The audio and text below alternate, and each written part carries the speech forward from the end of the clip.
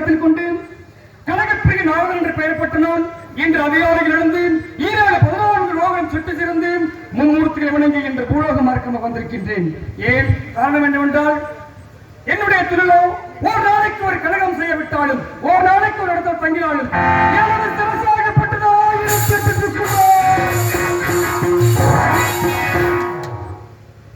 ஒரு நாளைக்கு ஒரு இடத்தில் தங்கினாலோ ஒரு நாளைக்கு குளம் செய்யாவிட்டாலும் 1008 சுக்குநூறாக வெளுத்துவிடும் என்ற சாபத்தை அறிந்தினான். இந்த கழகம் பிறக்க வேண்டும். இந்த கழகம் யாரால் பிறக்க வேண்டும் என்பதை யோசனை பண்ணி பார்க்கும் பொழுது பாலம் தழுதேனும் பாகம் பறிப்பவை நானும் கலந்து உனக்கு நான் தருவேன்.